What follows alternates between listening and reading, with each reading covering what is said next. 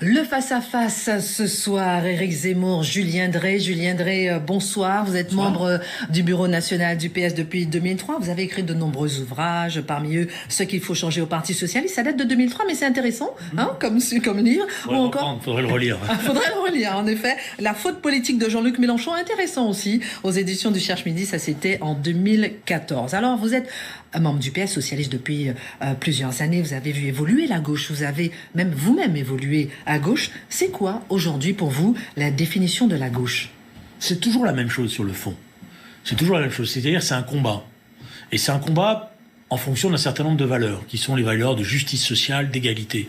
Et la gauche, c'est ça. C'est d'abord le combat pour l'égalité, pour la justice sociale, avec un espoir, c'est qu'on puisse changer le monde pour qu'il soit plus juste, plus fraternel, plus humain. Voilà, c'est ça, c'est simple finalement. Il n'y a pas besoin de se compliquer la vie. Moi, j'ai été de gauche parce que j'étais révolté contre un certain nombre de choses que je constatais. À l'époque, c'était la guerre du Vietnam. À l'époque, c'était des inégalités salariales ou des inégalités entre les hommes et les femmes. Donc, c'est une révolte. C'est d'abord une révolte. Et c'est pas une posture, la gauche, pour que les choses soient claires. Parce que il y a malheureusement, avec le temps, une situation où la gauche elle est devenue une posture, c'est-à-dire une posture idéologique. On est de gauche comme ça parce que ça fait bien. Ça vous arrive dans un certain nombre de dîners de gens qui disent « moi je suis de gauche, mon père était de gauche, etc. » Non, la gauche c'est d'abord un combat. Et si on n'est pas dans ce combat, et si on n'est pas un militant de ce combat-là, alors oui, c'est des discussions d'intellectuels qui sont respectables, mais c'est plus la même chose. Éric Zemmour, la gauche aujourd'hui Aujourd'hui. Mais lui, il connaît bien, parce que quand il a commencé, il était jeune, je vous fais une petite confidence, il aimait bien la gauche. Il aimait bien la gauche, il a évolué. Vous étiez à l'extrême gauche, vous avez évolué. Je viens de la gauche. Si vous voulez, je crois aujourd'hui, avec réflexion, et Julien Drey a raison sur un point, la gauche et la droite, c'est assez intemporel comme notion. Moi, je pense que c'est même pas lié, on dit toujours, ça naît à la Révolution française, ceux qui sont pour le veto. Moi, je suis même pas sûr de ça, mais c'est bon, c'est l'anecdote. Je pense que c'est d'abord un type psychologique. Je pense que la gauche, c'est l'optimisme, et la droite, c'est le pessimisme. Je suis pas en désaccord. Je ne suis pas en désaccord. Oui, pour le meilleur et pour le pire. Je veux dire, voilà, l'optimisme, ça pousse à faire toutes les bêtises possibles au nom de l'idéal et même à massacrer les gens parce qu'ils ne comprennent pas. Ça, c'est l'extrême. C'est la caricature de la gauche et c'est le massacre, c'est le crime de la gauche. Et la droite, le pessimisme, le bon côté du pessimisme, c'est ne pas s'embarquer dans des aventures inconsidérées au nom de « Ah, mais non, ça a toujours mal marché, etc. » Ça, c'est pour moi le bon côté. Et le mauvais côté de la droite, c'est une espèce de cynisme « Mais non, mais de toute façon, rien ne marche, on ne peut rien changer, c'est nul, etc. » Voilà comment je vois les choses. Alors, dans ce cadre-là... La synthèse, c'est Gramsci. L'optimisme de la volonté, le pessimisme de la lucidité. Voilà, c'est ça. Bon, c'est une vieille formule. On mettait ça dans nos dissertations à Sciences Po, ça nous rajeunit. C'est pas parce que c'est... Mais je suis d'accord. Dans l'époque actuelle, je sais que... Mais c'est pas parce que c'est vieux que c'est forcément mauvais et rejetable. Mais je suis d'accord. Là, il sera d'accord. Là. Mais je suis d'accord. Mais c'est mon âge qui fait ça aussi maintenant. Oui, l'expérience. Alors, votre regard sur la gauche, il parlait des valeurs de la gauche. Non, je pense que, si vous voulez... Il ne faudrait pas parler de la gauche et de la droite. Il faudrait parler, en fait, des représentants, c'est-à-dire des socialistes, etc. Parce que là, autant je pense que la droite et la gauche sont éternelles, et j'aimerais qu'on voit comment ils se redéfinissent aujourd'hui. Parce que moi, je pense que le clivage, en gros, populiste, souverainiste d'un côté, et mondialiste, progressiste, comme on veut, selon la terminologie, c'est une nouvelle mouture du clivage droit-gauche. En revanche, je pense que les socialistes, dans leur pratique politique, ils sont condamnés parce que tout simplement, ils ont trahi tous leurs idéaux, ils ont renoncé à tous leurs idéaux et ils ont trahi le peuple et ils ont trahi tous ceux qu'ils défendaient. En gros, si vous voulez, il y a le grand basculement, pour parler de l'histoire moderne, je ne veux pas refaire le socialisme depuis le 19e siècle, mais dans l'histoire moderne, il y a le grand basculement des années 80, pour précisément de 1983, où là, d'après moi, la gauche, pour avoir l'Europe, a dû accepter le marché, et la droite, pour avoir le marché, a dû accepter l'Europe. Et il y a cette double trahison qui fait que les partis de droite comme les partis de gauche sont condamnés à mourir aujourd'hui. Est-ce que le PS a trahi le peuple ? Non, j'aime pas le mot trahison. Parce que le mot trahison, il implique tout de suite des procès, des mises en cause. Et oui, vous avez placé sur la morale, c'est pour ça. Et des excommunications. Alors moi, je pense qu'il y a des choses qui évoluent. On n'a pas forcément... les choses sont pas éternelles, il y a des choses qui évoluent. Et il y a à un moment donné des moments où on n'est pas à la hauteur de l'histoire. Voilà. Alors c'est pour ça que je fais attention avec les mots trahison, parce que je viens d'un courant historique qui s'est beaucoup battu contre ces choses-là. J'étais trotskiste quand j'étais jeune, et je le renie pas. Ça m'a beaucoup appris. Et donc, je fais attention à ça, aux excommunications qui en découlent. Maintenant, c'est vrai qu'il y a une forme de socialisme qui a évolué sur ces 30 dernières années et qui est à bout de souffle. Et qu'il faut réinventer le combat progressiste. Alors, j'aime pas le mot progressiste, parce qu'il était aussi dénaturé, mais le combat socialiste doit se réinventer. Il doit se réinventer en se réappropriant ce qui a été l'essentiel du socialisme. C'est pour ça que j'ai employé le mot combat au départ. C'est à partir du moment où on n'est pas au combat, à partir du moment où on n'est pas en conquête, à partir du moment où on ne se donne pas des objectifs, et des objectifs notamment sociaux, et à partir du moment où on est toujours, je dirais, sur le mur de on peut pas faire autrement, c'est très difficile, c'est compliqué, voilà, eh bien, effectivement, on arrive là, je le pense, et j'emploie ce terme-là, des capitulations idéologiques. Donc il y a, et c'est vrai que le dernier quinquennat a été, pour une part, l'aboutissement de tout ça, mais il n'a pas été qu'en France, il a été à l'échelle de toute la social-démocratie européenne, donc il faut garder le mot socialisme, parce que c'est un beau mot. Bon, il faut aujourd'hui lui donner une nouvelle dimension. Et alors moi, j'aime pas le terme refondation parce que ça revient tous les 10 ans. Mais il faut lui redonner un sens. Et le sens, je vais prendre un exemple très simple.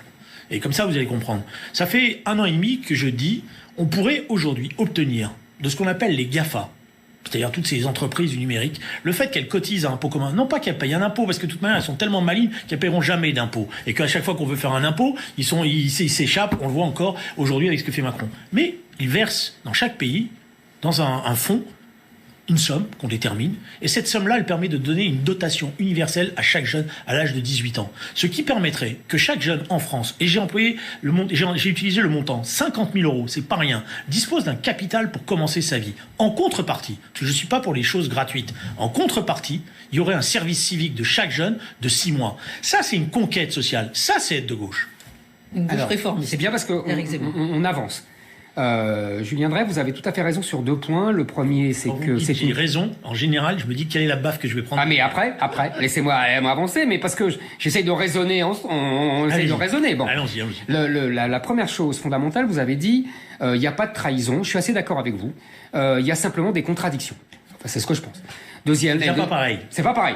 Et la deuxième, et la contradiction majeure selon moi, quand vous avez dit autre chose très juste, qui est, ce n'est pas seulement en France que le socialisme est en crise, c'est toute la social-démocratie européenne et occidentale qui est en crise. Et je pense que ça c'est vrai, et que pourquoi elle est en crise, c'est parce qu'il y a contradiction entre 2 valeurs fondamentales de la gauche. Premièrement, le social, et deuxièmement, l'internationalisme. C'est le mondialisme, c'est l'internationalisme qui ont tué le social. C'est parce que le socialisme a renoncé aux frontières, qu'il a renoncé aux nations, qu'il s'est soumis à l'internationalisme et donc qu'il a été l'idiot utile, expression qui vient justement de l'extrême gauche et de Lénine, si je me souviens bien, qui a été l'idiot utile du capitalisme, puisque l'universalisme de gauche a été réutilisé par le capitalisme pour pouvoir mettre en concurrence les travailleurs partout. Les travailleurs là-bas, c'est les délocalisations. On est allé chercher des esclaves à bas prix pour délocaliser. Et ici, on fait venir sans cesse des immigrés. On en a parlé dans la première partie. Et cette concurrence est mortelle. C'est-à-dire que je pense qu'on ne peut pas avoir d'État-providence sans frontières et sans nation. L'internationalisme et le social sont antinomiques. Et c'est ça qui vous a tué. Alors, je suis pas d'accord évidemment avec ça, d'abord parce que dans l'histoire de la gauche, l'internationalisme, c'est-à-dire considérer que tous les hommes sont des frères et qu'ils doivent se tendre la main et qu'ils doivent s'entraider, sinon c'est la guerre et on a vu ce que ça donne à l'échelle de la planète. Pas forcément.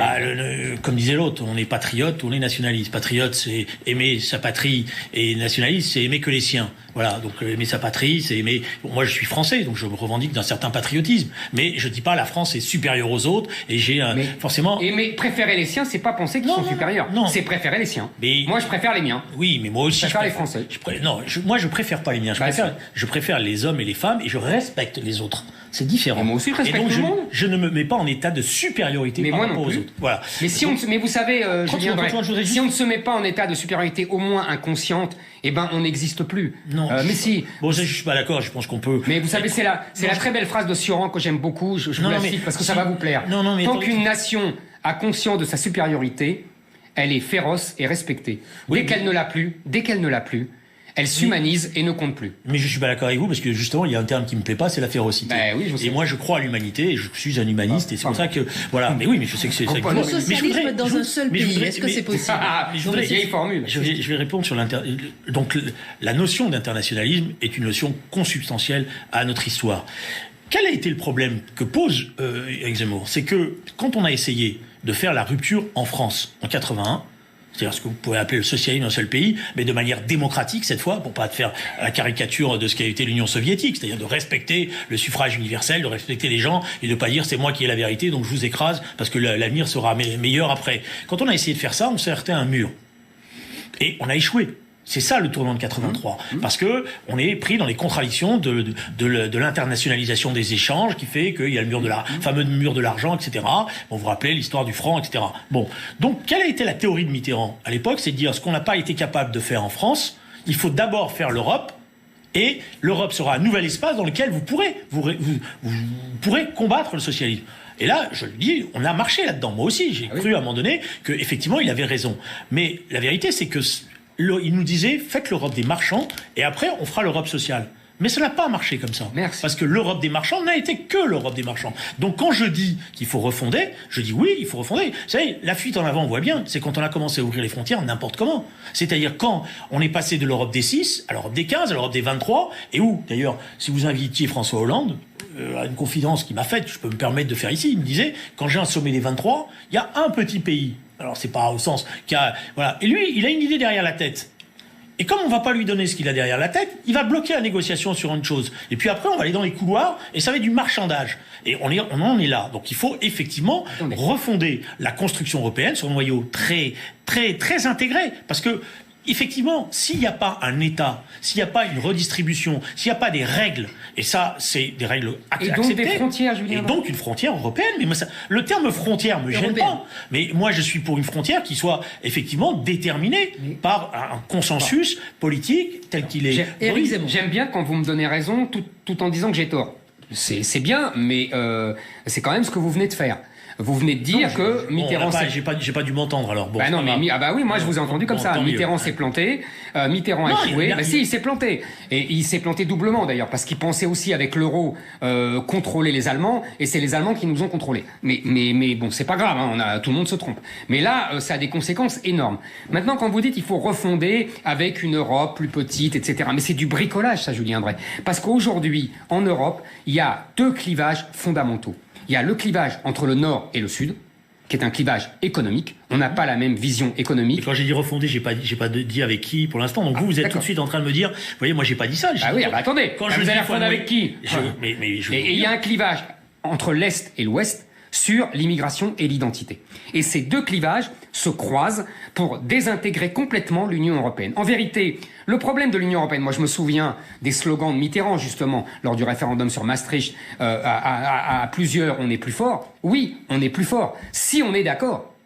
Sauf qu'aujourd'hui, on est d'accord avec personne, et personne n'est d'accord avec personne. Donc là, on est affaibli. C'est-à-dire qu'on s'est dépouillé de nos prérogatives d'État, et en plus, on est d'accord avec personne. C'est le vrai problème de l'Union européenne aujourd'hui. Alors, sur l'idée qu'on n'est pas d'accord, oui, c'est évident, il y a des désaccords réels et substantiels. Alors, c'est des désaccords qui sont d'abord plus des désaccords de gouvernement que des peuples. Parce que c'est un des problèmes qui est posé. C'est que l'Europe, elle est antidémocratique sur le fond, puisque les grandes décisions se prennent dans des choses où personne ne comprend, que le Parlement européen ne sert à rien, ou étant le cas, ne sert plus à grand chose, etc. Bon, voilà. Mais si on avait... sert à rien, le Parlement non, mais si on avait un vrai Parlement européen, c'est-à-dire comme le Parlement, qui ait les mêmes pouvoirs que le Parlement français. Donc après, la question, ça serait autre chose. C'est un contrôle démocratique, on pourrait peser. Là, on n'arrive pas à peser. On n'arrive pas à faire l'Europe sociale, puisqu'il n'y a pas de cadre qui permet l'expression d'un rapport de force et qui permet de l'emporter. Bon, ça c'est la première chose. Deuxièmement, sur les frontières, Oui, il y a aujourd'hui des choses qui ne vont pas, dans la mesure où il y a une Europe qui est à tout vent, et donc il faut un noyau dur. Alors avec qui on fait ce noyau dur? Avec ceux avec qui on est les plus proches. Donc je crois à la frontière, je crois à l'Europe méditerranéenne, par exemple, parce que je pense que l'Europe méditerranéenne a un rôle particulier par rapport à toute l'autre façade de la Méditerranée. Donc je crois à l'Europe avec l'Espagne, l'Italie, le Portugal. Et on voit bien qu'il y a d'énormes convergences là-dessus. Après, il y a un problème avec les Allemands.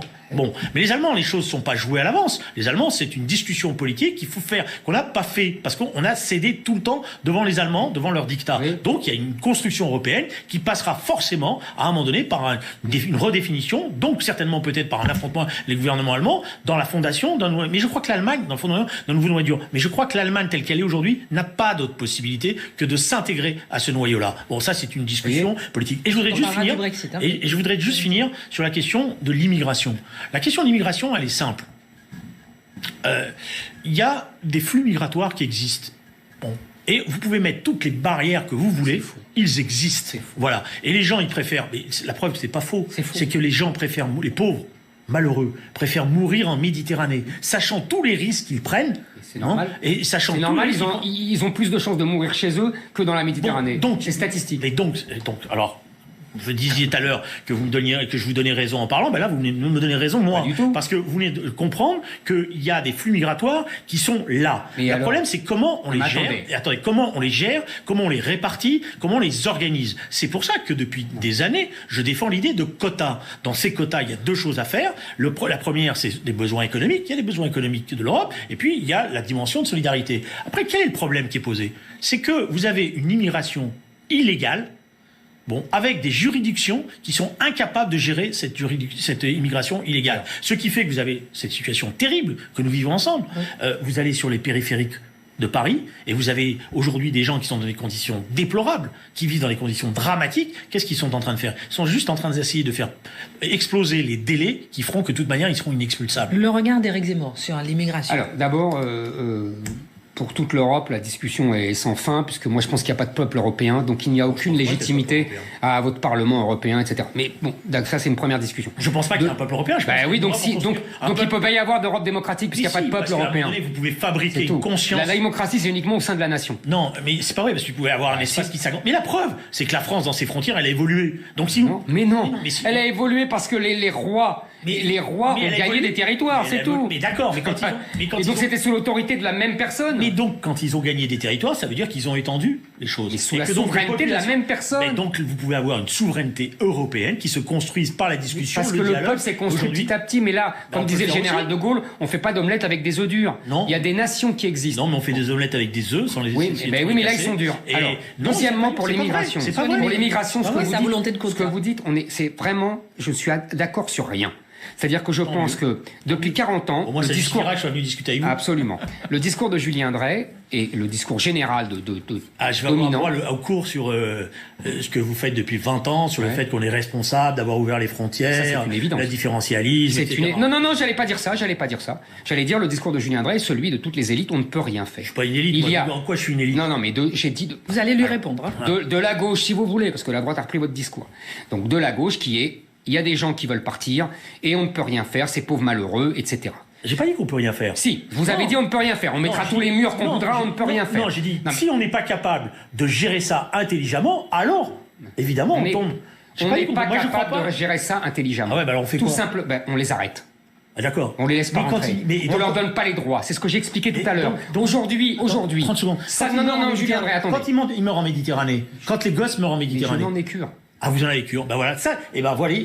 Ça, c'est la différence entre vous et moi. Absolument moi, quand un homme, comme un être humain, quel qu'il soit, la couleur de sa peau, la couleur de sa couleur, il est en train de... Non, pas monsieur. Ce que je vous ai dit. Ne devenez pas aussi poli qui devient agaçant parce que genre méprisant. Pas du tout. Bon, pas du tout. Non, quand un homme meurt, pour moi c'est un frère et j'essaie de le sauver. Eh ben pour moi, il a pris son risque.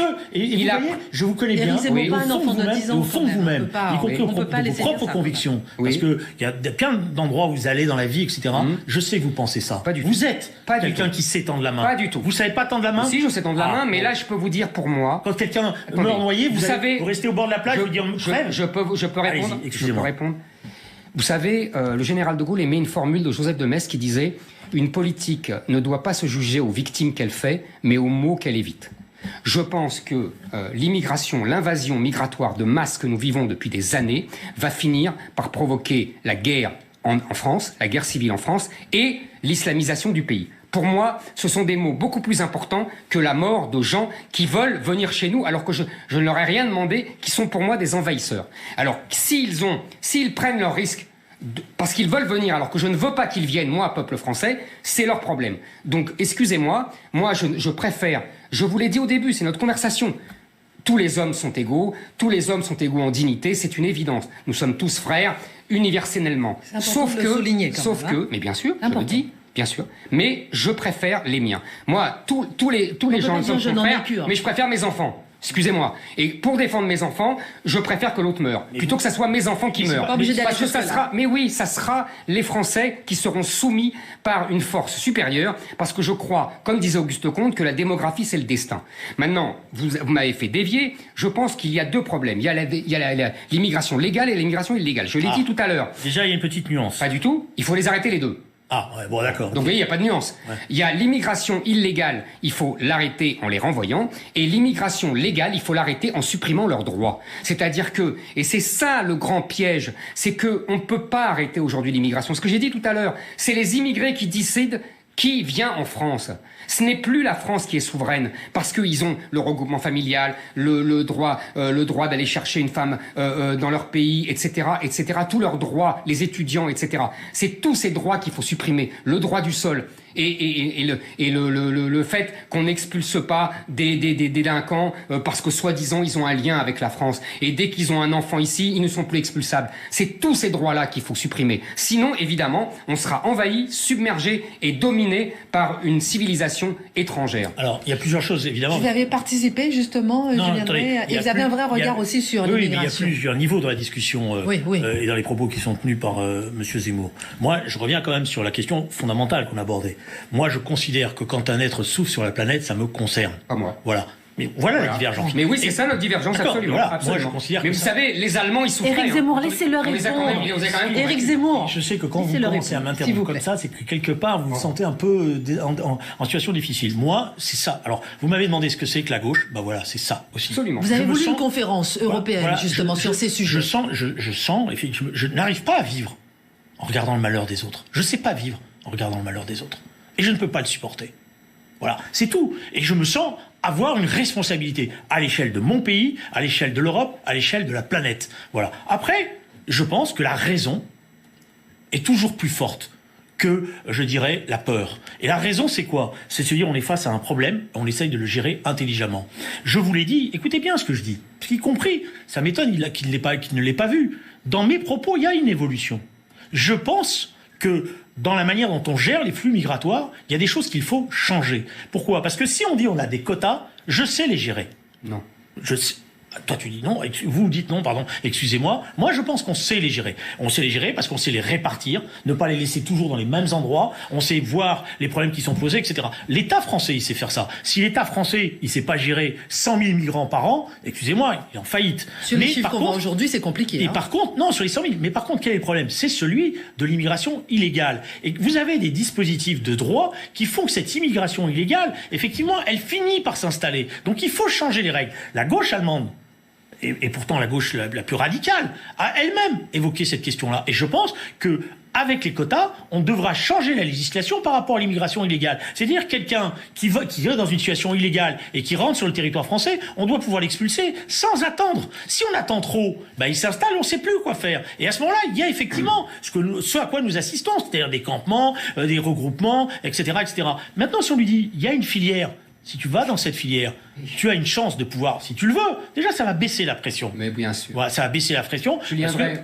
je vais excusez-moi. Voilà, pardon. Mais c'est une entourloupe. Voilà, ouais, bon. Parce que vous nous dites des quotas, c'est ce qu'a fait le gouvernement d'ailleurs, c'est ce qu'avait voulu faire Sarkozy. Non, personne ne le fait. Personne ne le fait. Personne ne le fait. Mais est-ce que vous n'avez pas répondu à ce que j'ai dit? Est-ce que si vous nous faites des quotas, vous supprimez tous les droits au regroupement familial et tout ça?